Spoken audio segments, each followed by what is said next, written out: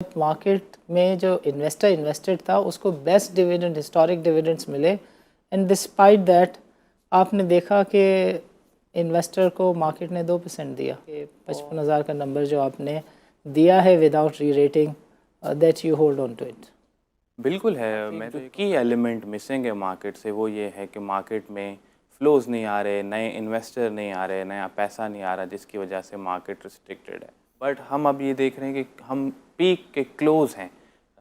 तो यहाँ से मार्केट जो, अगर सेकेंडरी मार्केट यील्ड भी जो आप देखेंगे तो उसमें तकरीबन 1% का एट मैक्स जो इनकॉर्पोरेट हुआ हुआ इंटरेस्ट यू आर रेट है। ट्रस्टिंग गवर्नर स्टेट बैंक जिसने कहा था कि ये 13% का केस नहीं है, 13% पे रेट कभी नहीं जाएंगे और ये पीक आउट हो जाएंगे 1 से 1.5% में, जिसको लोग अक्सर डाउट करते हैं बिकॉज हॉट मनी के केस में भी what he said he did exactly opposite of the same.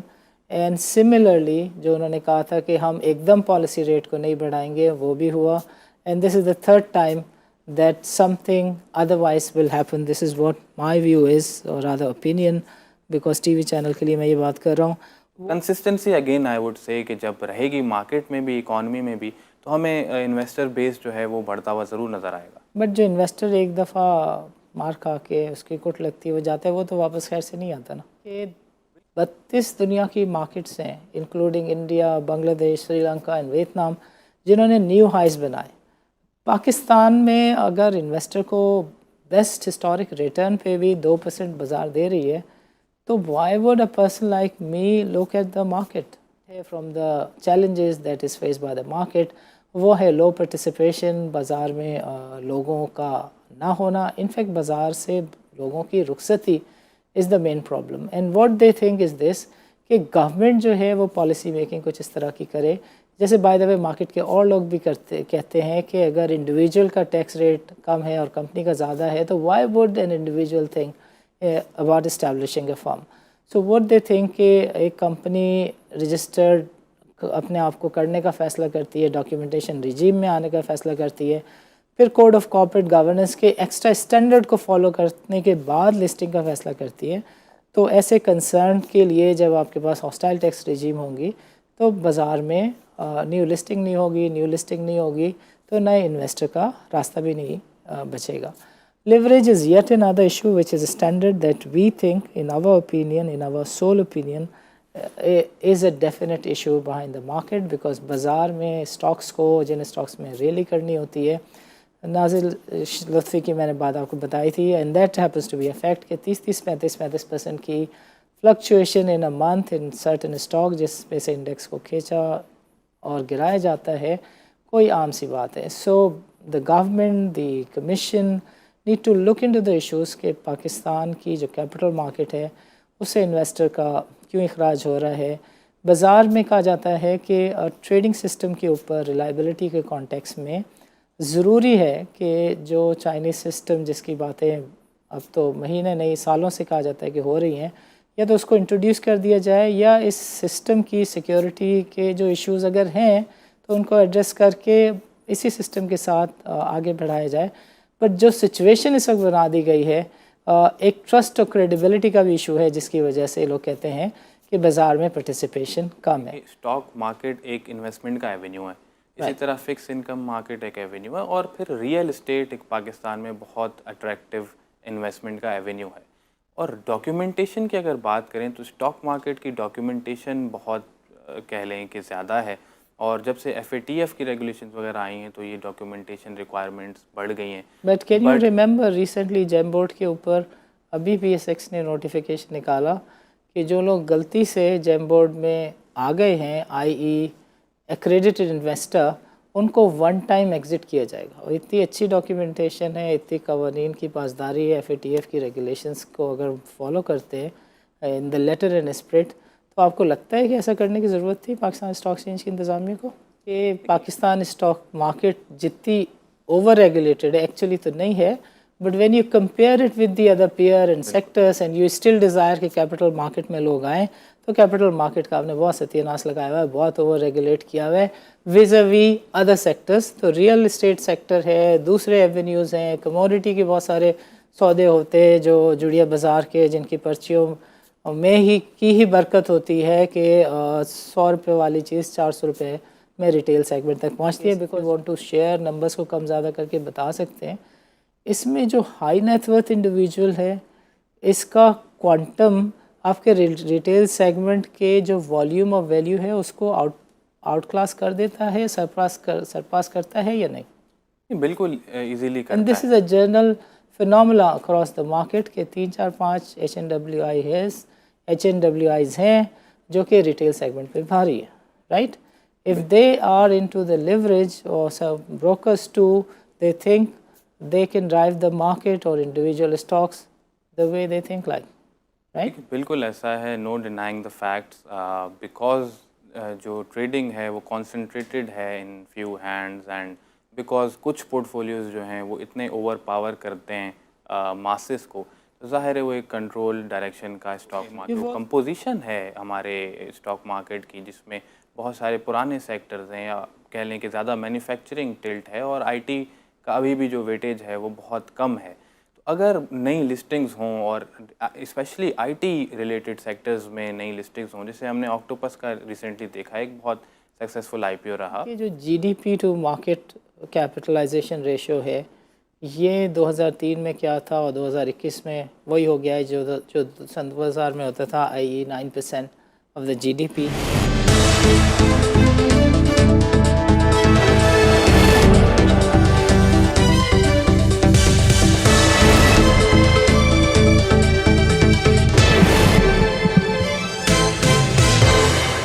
Why does liquidity has to be a key factor for a bullish run?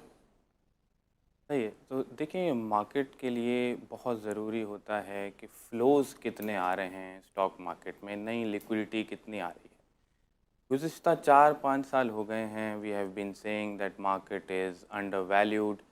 Market का पी जो है वो रीजनल कंट्रीज़ से भी कम है, रीजनल मार्केट्स ग्लोबल मार्केट से भी बहुत ज़्यादा चीप है, और हमारा जो हिस्टोरिकल प्राइस अर्निंग मल्टीपल्स रहे हैं उसमें भी हम देखते हैं तो सिग्निफिकेंटली हम अंडर वैल्यूड नज़र आते हैं। लेकिन उसके बावजूद हम देखते हैं कि स्टॉक मार्केट की परफॉर्मेंस उस तरह नहीं होती। हमारे हिसाब से एक जो की एलिमेंट मिसिंग है मार्केट से, वो ये है कि मार्केट में फ़्लोज़ नहीं आ रहे, नए इन्वेस्टर नहीं आ रहे, नया पैसा नहीं आ रहा, जिसकी वजह से मार्केट रिस्ट्रिक्टेड है। तो हमारी जो स्ट्रेटजी रिपोर्ट है उसमें हमने ये हाईलाइट किया है कि डिस्पाइट ऑफ द फैक्ट कि मार्केट वाकई बहुत अंडर वैल्यूड है, कॉर्पोरेट अर्निंग्स ग्रोथ रिकॉर्ड हाईस पे हैं, बट उसके बावजूद भी मार्केट की जो परफॉर्मेंस है वो एक लिमिटेड रेंज में ही रहेगी।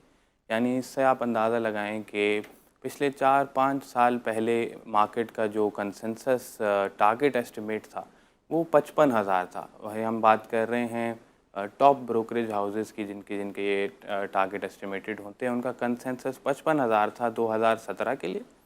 और अब हम आते हैं 2021 और 22 में, तो भी तकरीबन जो कंसेंसस टारगेट है वो 55,000 है, जबकि आपकी मार्केट ने कंटिन्यूसली अंडर परफॉर्म किया है इन टारगेट्स को। तो इसका कोर रीज़न जो है वो यही है कि फ़्लोज़ मार्केट में जो हैं वो लोकल इन्वेस्टर्स डेप्थ भी बहुत कम है, और फॉरेनर्स की तरफ से हमने देखा है कि continuously selling year on year जो है वो चले आ रही है। और अब इस मार्केट में आगे हमें बहुत दिख रहा है कि फॉरेन ओनरशिप डाइल्यूट हो गई है, और अब इतने हो गया है कि $2 अरब तकरीबन रह गई है फॉरेन ओनरशिप।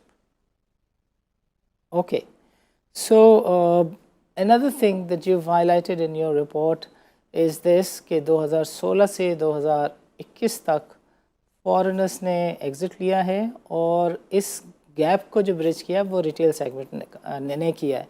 दूसरी चीज़ जो अभी आपने कही, that was a bit conflicting कि मार्केट में नया इन्वेस्टर नहीं आ रहा।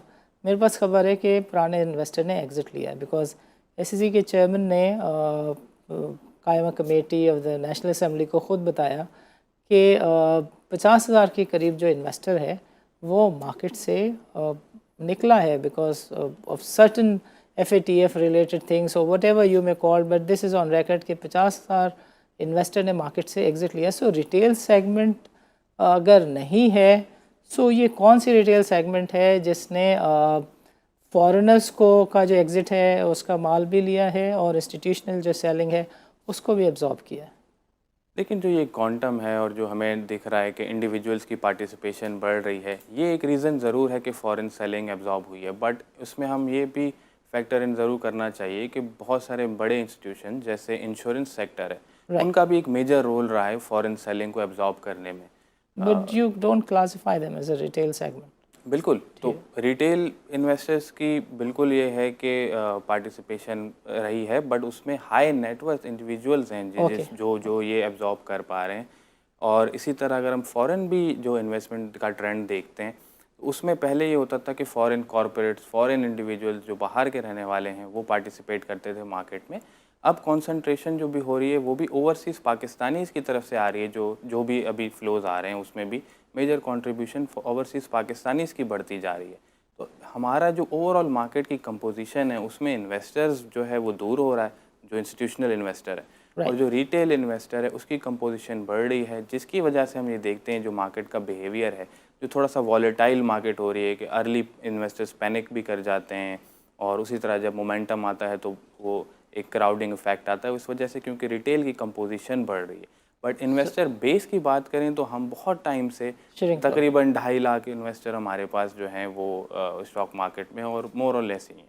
हाँ, म्यूचुअल फंड्स की अगर बात करें तो उनका इन्वेस्टर बेस बढ़ रहा है, लेकिन उसमें भी ये देखने की ज़रूरत है कि जो म्यूचुअल फंड्स में इन्वेस्टमेंट जो म्यूचुअल फंड कर रहे हैं वो मेजॉरिटी इन्वेस्टमेंट फिक्स इनकम की साइड जा रही है, स्टॉक मार्केट में कम आ रही है। अगर आप ये देखें कि 2002-03 में तकरीबन 90% जो म्यूचुअल फंड्स के AUMs थे स्टॉक मार्केट में इन्वेस्ट होते थे। अब तकरीबन 30% या 40% के आसपास ये रेशो रह गया है। तो इसका मतलब ये है कि जो लोकल इन्वेस्टर्स भी हैं वो उनकी प्रेफरेंस ये है कि आप फिक्स में रखें, और स्टॉक मार्केट क्योंकि बहुत टाइम तक वोलेटाइल रही है और अंडर परफॉर्म किया है। अगर पिछले 2 साल की भी सिर्फ बात करें तो म्यूचुअल फंड्स के AUMs तकरीबन डबल हो गए, बट उन डबल होने में सिर्फ जो स्टॉक मार्केट में इन्वेस्टमेंट आई है वो सिर्फ उसका 15% है। Understood. So theoretically would you agree कि कोई हाई नेटवर्थ इंडिविजुअल ऐसा भी हो सकता है जो एक इंस्टीट्यूशन से बड़ा हो, और जितनी छोटी बाज़ार हो गई है उसमें थियोरेटिकली यस? बिल्कुल, इट्स क्वाइट पॉसिबल, और ऐसे बहुत सारे हाई नेटवर्थ इंडिविजुअल्स हैं जिनका जो पोर्टफोलियो साइज़ है वो बहुत सारी कॉरपोरेशन से बड़ा है। बिल्कुल ऐसा है। Another thing that you've mentioned in your report is this कि 42,000 से लेकर 60,000 के लेवल तक को फोकस दिया हमारे 7 ब्रोकरेज हाउसेस ने। Good for you that you haven't named them. Where were you standing in those last 5 years? देखिए, we were no exception. I am not saying that, और हमारी रिपोर्ट का बिल्कुल मकसद नहीं है to state that the forecasting या जो टारगेट्स थे वो गलत थे। हम ये कह रहे हैं कि वो टारगेट्स बिल्कुल सही थे, वो फंडामेंटली बैक्ड टारगेट्स थे, बट क्योंकि लिक्विडिटी का एक पुश नहीं था इस वजह से मार्केट ने उस लेवल पे परफॉर्म नहीं किया। इस साल भी जो टारगेट्स की बात हो रही है, चाहे आप वो 55,000 की रेंज में ऊपर नीचे कुछ 60,000 की रेंज में आपको नज़र आएंगे। हमारा भी जो इंडेक्स टारगेट अगले साल का वो 55,000 है। बट उस 55,000 में हम कोई री रेटिंग नहीं देख रहे। हम ये कह रहे हैं कि सिंपली अर्निंग्स ग्रोथ आपकी 14% होंगी अगले साल में, जो आपका 2022 है, और डिविडेंड यील्ड आपको जो है वो मिलेगी 9% की। तो ये क्यूमुलेटिव रिटर्न आप लगा दें और कोई मल्टीपल री रेटिंग ना हो तो आपका इंडेक्स 55,000 हो जाना चाहिए। अगर हम री रेटिंग की बात करेंगे तो री रेटिंग हमें समझना चाहिए कि 55,000 के लेवल्स पे उसके बाद री रेटिंग स्टार्ट होगी। अगर मार्केट री रेट होती है और अपने पुराने मल्टीपल्स यानी 8 टाइम्स अर्निंग्स पे चली जाए तो ये इंडेक्स टारगेट हमें 80,000 के अराउंड बात करनी चाहिए, जो कि अभी फ़िलहाल कोई भी नहीं कर रहा। और उसकी वजह यही है कि मार्केट में इतना कॉन्फिडेंस नहीं है because of lack of liquidity. अगर फॉरेन इन्वेस्टर वापस आ जाता है या हम लोकल इन्वेस्टर बेस में कोई सिग्निफिकेंट इंक्रीज देखते हैं तो फिर ये जो चीज़ें हैं वो इवॉल्व होंगी। बाद अभी आपने कहा कि आपकी जो मार्केट है वो अंडर वैल्यूड है, इसका रीज़न बताएंगे क्या है आपकी नज़र में? देखिए, आप किसी भी मैट्रिक को उठा लें जो कि मार्केट को इवैल्यूएट करने के लिए होता है फंडामेंटली। वॉरेन बफे का एक फेमस इंडिकेटर है जिसको हम कहते हैं market cap to GDP ratio. वो हिस्टोरिकली हमारा कोई 21-22% की रेंज में रहा है और अभी हमारा जो है वो 14% पे। अगर हम प्राइस अर्निंग मल्टीपल की बात करते हैं तो तकरीबन 5 टाइम्स अर्निंग्स पे हमारा जो है वो इंडेक्स जो है वो ट्रेड कर रहा है। हिस्टोरिकली हम लोग तकरीबन 8 टाइम्स का ऑन एवरेज रहता है। इसी तरह आप जो है वो कोई भी मैट्रिक उठा के देखेंगे तो आपको लगेगा कि स्टॉक मार्केट जो है वो अर्निंग्स बहुत अच्छी हो रही हैं बट जो है वो परफॉर्मेंस नहीं आ रही। इसको इस तरह भी हमने अपनी रिपोर्ट में दिखाया है कि पिछले जब 5 साल पहले जब 55,000 का टारगेट दिया जाता था और अब जब 55,000 का टारगेट दिया जाता है, उस बीच में जो कॉरपोरेट अर्निंग्स हैं वो तकरीबन डबल हो गई। तो उस वक्त 55,000 का मतलब ये था कि आप प्राइस अर्निंग मल्टीपल जो है वो तकरीबन 14 टाइम्स दे रहे थे मार्केट को, और अब 55,000 का मतलब ये है कि आप प्राइस अर्निंग मल्टीपल तकरीबन 6 टाइम्स के अराउंड दे रहे हैं, विच शोज़ के market is really under valued. और अब 55,000 जो होगा वो उस मल्टीपल पे नहीं होगा जिस तरह हमारा लास्ट जो पीक 53,000 पे थे वहाँ से, क्योंकि हमारी अर्निंग्स ग्रोथ बहुत ज़्यादा हो गई है, तो 55,000 का लेवल भी हमारे हिसाब से बहुत कम है अभी मार्केट के लिए। अंडरस्टूड। फहद, दो चीज़ें हैं जो मैं डिस्कस करना चाहूँगा, but right after a short break. नाज़रीन, will take a short break and after a short break will discuss investor base and the issue of undervaluation of the market in certain stocks.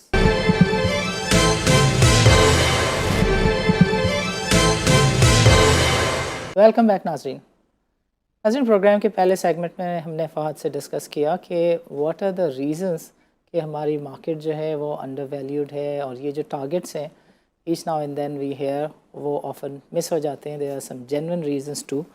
इस segment में फ़हद के साथ हम बातचीत करेंगे कि what are this boom bust cycles. हम time and again देखते हैं कि मार्केट में 2, 2.5, 4, 5 हज़ार पॉइंट की तेज़ी आती है, बाज़ार एकदम 8-10 हज़ार पॉइंट नीचे चली जाती है। And what we have seen in past 4.5 months is this कि बाज़ार ने 6 से 8 हज़ार पॉइंट की रैलीज़ की हैं, और बार बार लोग करेक्शन कहते हैं, कुछ लोग डीप करेक्शन कहते हैं, बट 10-12 हज़ार पॉइंट एकदम वाइप आउट हो जाना। इसको एक और नुक्ते नज़र से भी नाजिश लुत्फ़ी देखते हैं। What he said to us was that कि 30 से 35% अगर मार्जिन या एक्सेस कैश रख के कोई रिटेल सेगमेंट का इंडिविजुअल काम करेगा तो वो हमारी बाज़ार में कभी भी नहीं हारेगा, क्योंकि लिवरेज से बाज़ार को 4 हफ्ते में जो है 7.5% के हिसाब से जो है वो 30-35% सर्टन स्टॉक्स में जिसमें रैली करनी होती है पंप किया जाता है, और फिर मंथ एंड पर उनको डंप किया जाता है। 90 डेज़ के फ्यूचर ने भी बहुत ज़्यादा कुछ नहीं बिगाड़ लिया। ये जो बाज़ार के स्ट्रक्चरल इश्यूज़ हैं वो वहीं के वहीं खड़े हुए हैं, जो कि 15 से 20 सालों से है। और हमारे ही प्रोग्राम में जो वर्ल्ड बैंक के एडवाइज़र टू द गवर्नमेंट है फॉर द कैपिटल मार्केट्स, वो कह के गए कि इंडिया ने तो 2001 में एक माइग्रेशन कर ली, बदले से जान छुड़ा ली, लेकिन पाकिस्तान उसी भंवर में फंसा हुआ है जो 1990s में इंडिया के साथ हुआ करता था, आई टाइम एंड अगेन बदले का एक नया वेरिएंट लाया जाता था जो कि कुछ दिन चलता था और बाद में इन्वेस्टर्स को मसाइल होते थे। सो सुनते हैं फ़हद से what is his view about these boom bust cycles. It is whether the investor sentiment, lower investor base और द लिवरेज। जी देखिए, अगर पहले तो ये समझना ज़रूरी है कि जो हमारी कंसिस्टेंट परफॉर्मेंस नहीं है वो सिर्फ स्टॉक मार्केट नहीं है, बल्कि हमारी इकॉनमी जो है वो कंसिस्टेंटली परफॉर्म नहीं करती। और उसका रीज़न ये है कि आपने देखा होगा कि ग्लोबल इंस्टीट्यूशंस की रिपोर्ट में कि हम जब 3 से 4% के बाहर जीडीपी ग्रोथ ले जाने की कोशिश करते हैं, यानी 5%, 6%, तो हमेशा हमारे पास जो है वो करंट अकाउंट डेफिसिट जो है वो इशू उसका आ Fahad, you're जाता very है। right. But when you look at the economies, your cycle is year to year, half yearly or quarterly. But when you look at the market के अंदर you see this on a week to week basis. What happens in the economy is a year on year basis. And in your report you've mentioned कि ये जो boom bast cycle है इसकी एक reason जो है वो लोअर इन्वेस्टर बेस है। And there is another segment which think कि इसकी जो वजह है वो लेवरेज है, आई जिससे पंपिंग एंड क्विक डंपिंग होती है। Do you agree with that? देखिए, एक हद तक ये सही है। उसकी राइट। वजह ये है कि जब मार्केट में बाय द वे वॉलेटिलिटी। पूछूंगा कि आपका जो हाउस है, just in case if you want to share, numbers को कम ज़्यादा करके बता सकते हैं, इसमें जो हाई नेटवर्थ इंडिविजुअल है इसका क्वांटम आपके रिटेल सेगमेंट के जो वॉल्यूम ऑफ वैल्यू है उसको आउट क्लास कर देता है, सरपास करता है या नहीं? बिल्कुल इजीली एंड करता दिस इज़ है। A general phenomena across the market के 3-4-5 एच एन डब्ल्यू आईज हैं जो कि रिटेल सेगमेंट पे भारी है, right? If they are in to the leverage और सब brokers too, they think they can drive the market or individual stocks the way they think like, right? देखिए, बिल्कुल ऐसा है, no denying the facts, because जो trading है वो concentrated है in few hands, and because कुछ पोर्टफोलियोज जो हैं वो इतने ओवर पावर करते हैं मासेस को, तो जाहिर है वो एक कंट्रोल डायरेक्शन का stock market You've also mentioned in your report कि जो न्यू लिस्टिंग है, product offering of the Pakistan stock exchange है, उसको थोड़ा सा बेहतर होने की ज़रूरत है. What are your suggestions? देखिए, आप एक इंटरेस्टिंग ट्रेंड ये फॉलो करें कि हमारे पास पिछले कुछ सालों से ही फॉरेन आउटफ्लोज रहे हैं, लेकिन पिछले साल में अगर आप देखें तो एक सेक्टर था जिसमें फॉरेन इनफ्लोज आए और वो था tech, IT tech sector. Right. इसके अलावा अगर आप देखें तो हमारा पिछले साल में CY21 में स्टार्टअप्स ने, जो टेक बेस्ड स्टार्टअप्स हैं, उन्होंने तकरीबन $350 मिलियन की फंडिंग रेज़ की. तो अगर ये इंडिकेट करता है कि जो फॉरेन इन्वेस्टर है उसको हमारे जो कंपोजिशन है हमारे स्टॉक मार्केट की, जिसमें बहुत सारे पुराने सेक्टर्स हैं, या कह लें कि ज़्यादा मैन्युफैक्चरिंग टिल्ट है और आईटी का अभी भी जो वेटेज है वो बहुत कम है. तो अगर नई लिस्टिंग्स हों और स्पेशली आईटी रिलेटेड सेक्टर्स में नई लिस्टिंग्स हों, जैसे हमने ऑक्टोपस का रिसेंटली देखा, एक बहुत सक्सेसफुल आईपीओ रहा, तो उस तरह से अगर नई लिस्टिंग्स आएँ तो ये हमें थोड़ी सी चीज़ें चेंज होते हुए नज़र आएंगी. Right. By the way, octopus और टीआरजी का कोई कंपैरिजन बनता है कि टीआरजी टुक सो लॉन्ग और ऑक्टोपस आपको 1 2 3 महीने में 107 सेम रेट पे दिखता है?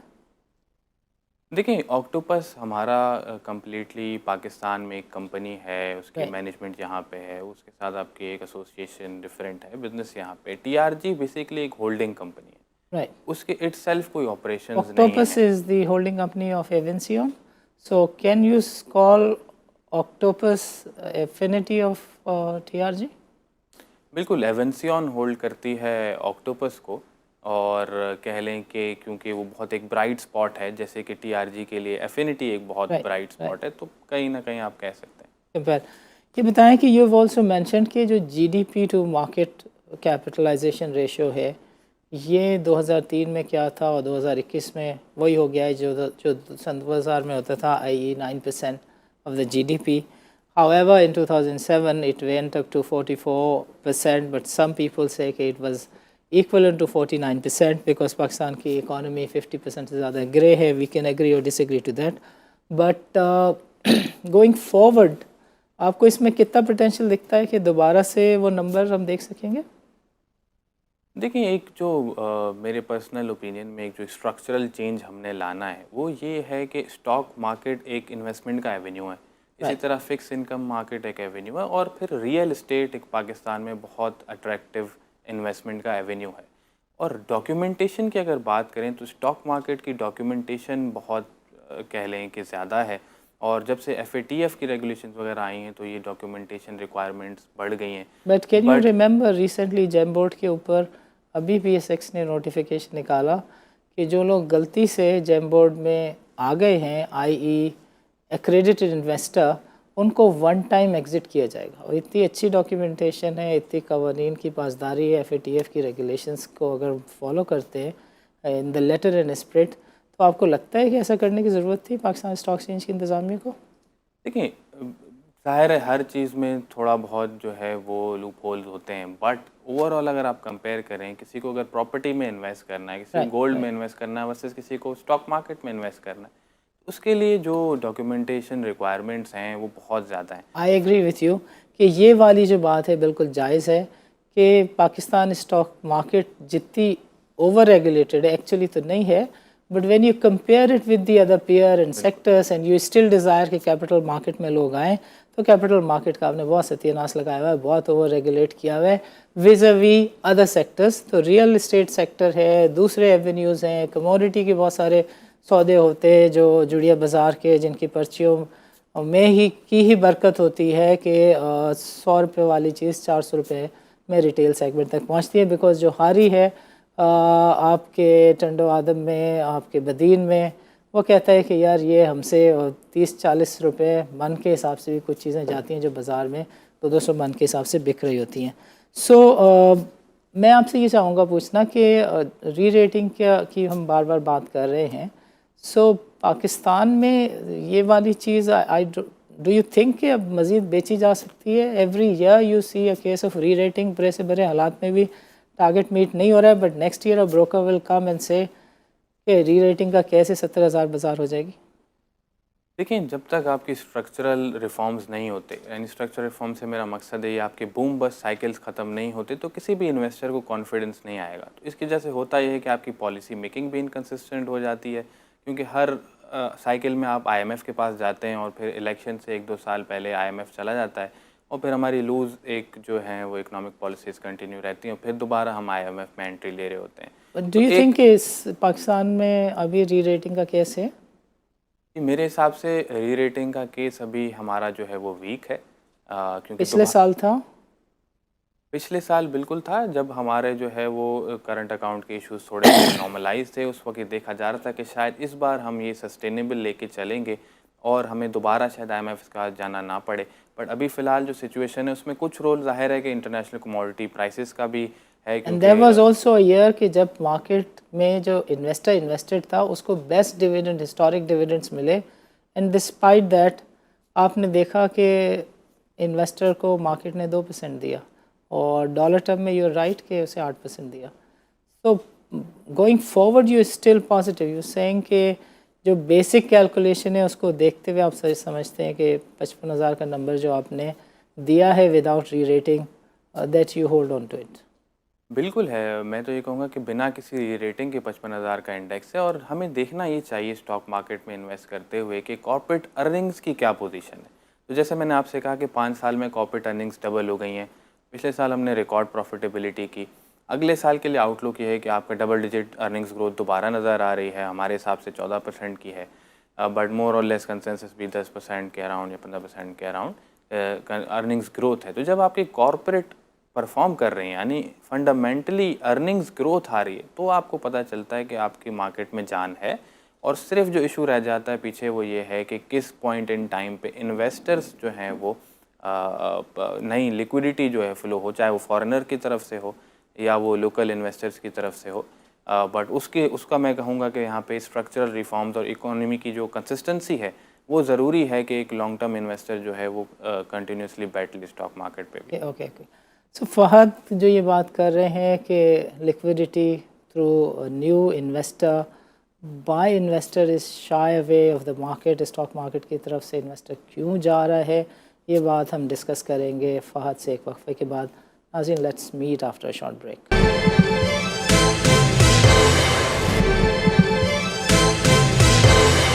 वेलकम बैक नाज़रीन।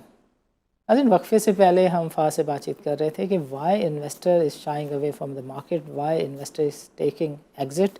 तो फहद, ओवर टू यू। देखिए, एक रिटेल इन्वेस्टर के लिए जो मोमेंटम होता है वो बहुत इंपॉर्टेंट होता है। यानी अगर इन्वेस्टर ये देखता है कि पिछले 5 साल से मार्केट स्टैग्नेंट है, तो फिर वो उस पे अपना बेस करता है कि शायद अभी भी आने वाले सालों में मार्केट जो है वो परफॉर्म नहीं करेगी।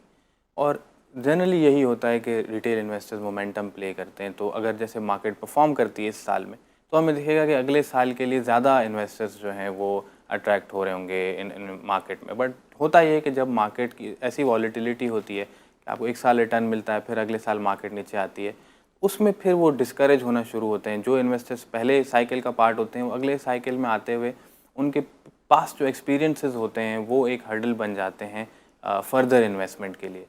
Consistency again I would say कि जब रहेगी मार्केट में भी, इकॉनमी में भी, तो हमें इन्वेस्टर बेस जो है वो बढ़ता हुआ ज़रूर नज़र आएगा। बट जो इन्वेस्टर एक दफ़ा मार खा के उसकी कुट लगती है वो जाता है, वो तो वापस खैर से नहीं आता ना। बिल्कुल नहीं आता, और अगर आता भी है तो वो फिर अभी वेट करता है, वो देखता है कि अच्छा मार्केट वाकई में परफॉर्म कर रही है और फिर एक स्टेज के बाद वो फिर एंट्री लेने की कोशिश करता है। फिर अनफॉर्चुनेटली दोबारा जब डिप आती है तो फिर वही जो है वो एक साइकिल्स में चीज़ें चलने शुरू हो जाती हैं। Okay, so your projection of 55,000 is based on के 2 + 11 + 8, no rerating, no case, no other case, the only user case is कि ये जो रिटर्न्स हैं ये is the prime reason that market will perform whether you get new investor और not. But you have also mentioned कि 32 दुनिया की markets हैं including India, Bangladesh, Sri Lanka and Vietnam, जिन्होंने न्यू हाइस बनाए। पाकिस्तान में अगर इन्वेस्टर को बेस्ट हिस्टोरिक रिटर्न पे भी 2% बाजार दे रही है, तो why would a person like me look at the market?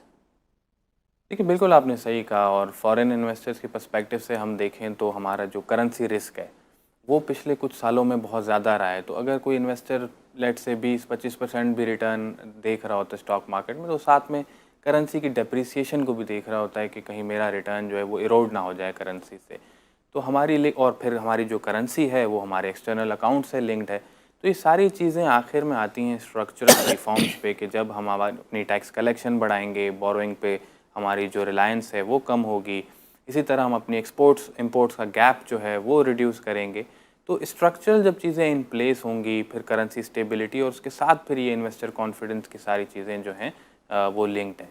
Okay, institutional investor के लिए आपने कहा था कि they are also taking a side, and one of the major reason that all people keep giving is कि जो interest rate है या पॉलिसी रेट है उसमें भी एब्रप्ट इजाफे होते हैं। हालांकि स्टेट बैंक के गवर्नर कहते हैं कि हम we will take a normal course, हम पहले हेड्स अप बॉन्ड करेंगे फिर बढ़ाएंगे।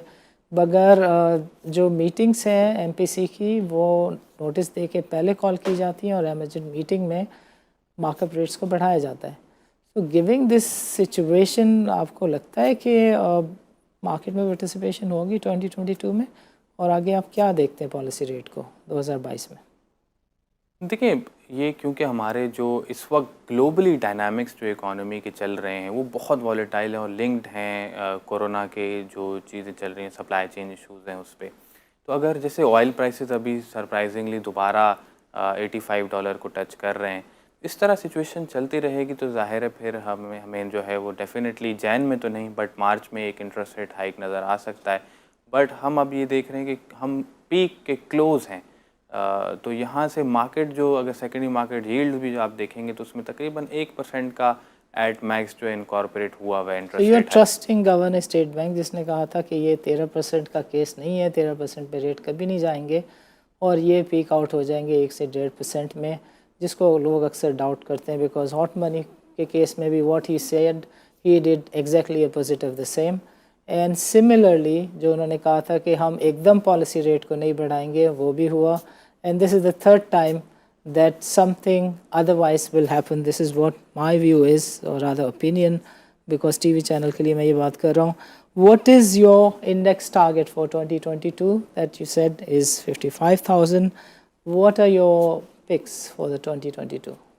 देखिए, जब हम ये बात करते हैं कि इंडेक्स 5 टाइम्स अर्निंग्स पे ट्रेड कर रहा है तो तकरीबन जो है वो ब्रॉडली इंडेक्स ही जो है अंडर वैल्यूड है। Right. बट क्योंकि टाइम्स बहुत वॉलेटाइल हैं और किसी भी टाइम पे कमोडिटी का कोई शॉक आ सकता है, जैसे कि हम देख रहे हैं बहुत सारी कमोडिटीज़ जो हैं वो 10 साल के हाईस पे हैं। तो उस टाइम में आपको थोड़ा सा मार्जिन ऑफ सेफ्टी रखनी होती है और उन स्टॉक्स में आपको जाना होता है जो कि लेवरेज नहीं है, यानी कि डेट बर्डन उनका कम है, सेफ स्टॉक्स हैं। तो इसमें हम सबसे ज़्यादा जो देखते हैं जो अंडर वैल्यूड भी हैं और बेनिफिट होगा जिसको वो बैंकिंग सेक्टर है। उसके बाद हम देखते हैं कि जो सीमेंट के अंदर कुछ कंपनीज़ जो कि जिनका लेवरेज कम है, जैसे एक नाम लूँ मैं तो लकी सीमेंट है जिसके अंदर आपको सीमेंट का भी एक्सपोजर आपको मिलता है सही है. और डाइवर्सिफाइड एक्सपोजर भी मिलता है जिसकी वजह से अगर कोई ऐसा शॉक आता है तो लिमिटेड इम्पैक्ट होगा। How about power cement? देखिए, अगेन वही जैसे मैंने कहा कि जो जो लेवरेज Leverage. स्टॉक्स हैं वो थोड़े से अवॉइड करने Do you चाहिए इस think साइकिल power में। cement is one of the leverage stocks? बिल्कुल बिल्कुल ऐसा ही है। ओके, तो ये पावर सीमेंट के लिए कहा जा रहा है कि शायद उसको जहाँ इनकी फैक्ट्री वगैरह है उनको नोटिस भी सर्व हुआ है डेमोलिशन का, और नूरियाबाद का एरिया है जहाँ के लिए कहा जा रहा है कि इंडस्ट्रियलिस्ट जो हैं वो काफ़ी परेशान हैं बिकॉज आए दिन वहाँ पे नोटिस सर्व किए जाते हैं और बिल्डिंग को तोड़ने से बचाने के नाम पर 2-2 ढाई करोड़ रुपए वहाँ की इंतज़ामिया वसूल रही है। उम्मीद है कि गवर्नमेंट इस तरफ भी नज़र करम करेगी। तीसरी और आखिरी चीज़ जो मैं आपसे पूछूंगा that is about the inflation. Inflation के लिए क्या फोरकास्ट है आपकी, कहाँ रहने की तवक्को है? तो फ़िलहाल आप देख रहे हैं कि इन्फ्लेशन रेट आपका 12% के आसपास है, जो कि जनवरी में एक्सपेक्टेड है कि ये आपको 13% से ऊपर का रेट एक नज़र आएगा, जो कि हमारे हिसाब से इस फिस्कल ईयर का तो पीक रेट होगा, जो कि 13% से ऊपर, और फिर उसके बाद इन्फ्लेशन आहिस्ता आहिस्ता कम होगी लेकिन जून तक डबल डिजिट्स में इन्फ्लेशन रहेगी।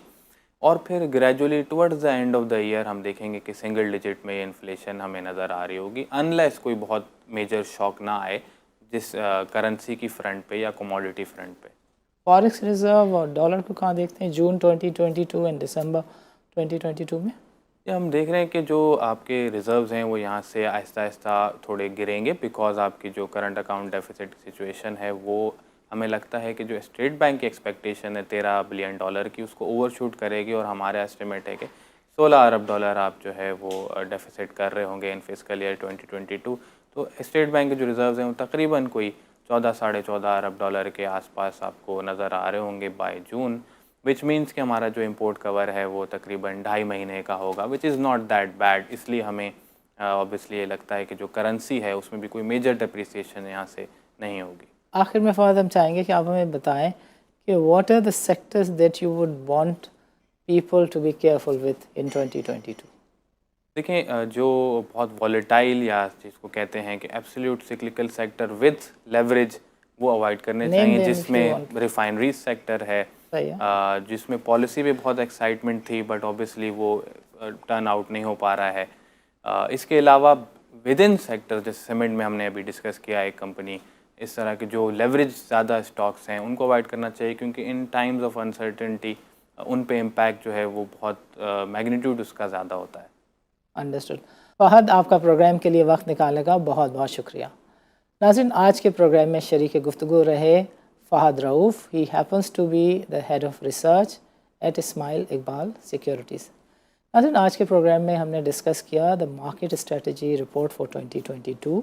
What they think is this कि बाज़ार में चूँकि पिछले 4 से 5 सालों में बहुत ही ज़्यादा बड़े बड़े टारगेट्स दिए गए और हमेशा जो ये बताते हैं कि मीडियन यानी 8,000 की रेंज में ब्रोकरेज हाउसेस के जो टारगेट्स हैं वो हमेशा वेरी करते हैं। But this time what they think is this कि 2022 में कोई री रेटिंग का केस नहीं है और 2022 में जो बेसिक पैरामीटर्स हैं, मोस्ट बेसिक पैरामीटर्स, उनको सामने रखते हुए दे थिंक कि जो 55,000 का लेवल है वो ब्रेकेबल है। जो चीज़ परेशान कुन है, जो चीज़ एविडेंट है from the challenges that is face by the market, वो है लो पार्टिसिपेशन, बाज़ार में लोगों का ना होना। इनफैक्ट बाज़ार से लोगों की रुखसती is the main problem. And what they think is this कि गवर्नमेंट जो है वो पॉलिसी मेकिंग कुछ इस तरह की करे, जैसे बाय द वे मार्केट के और लोग भी कहते हैं कि अगर इंडिविजुअल का टैक्स रेट कम है और कंपनी का ज़्यादा है तो why would an individual think about establishing a firm. So what they think कि एक कंपनी रजिस्टर्ड अपने आप को करने का फ़ैसला करती है, डॉक्यूमेंटेशन रिजीम में आने का फ़ैसला करती है, फिर कोड ऑफ कॉर्पोरेट गवर्नेंस के एक्स्ट्रा स्टैंडर्ड को फॉलो करने के बाद लिस्टिंग का फ़ैसला करती है।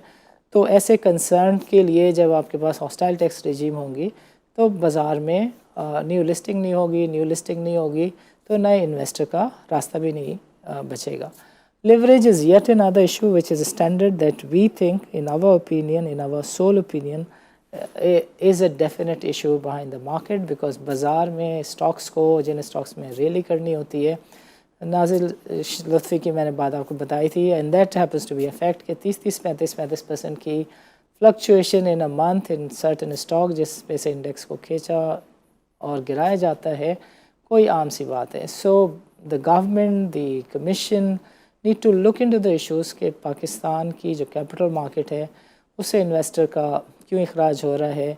बाज़ार में कहा जाता है कि ट्रेडिंग सिस्टम के ऊपर रिलायबिलिटी के कॉन्टेक्स्ट में ज़रूरी है कि जो चाइनीज़ सिस्टम जिसकी बातें अब तो महीने नहीं सालों से कहा जाता है कि हो रही हैं, या तो उसको इंट्रोड्यूस कर दिया जाए या इस सिस्टम की सिक्योरिटी के जो इश्यूज़ अगर हैं तो उनको एड्रेस करके इसी सिस्टम के साथ आगे बढ़ाया जाए।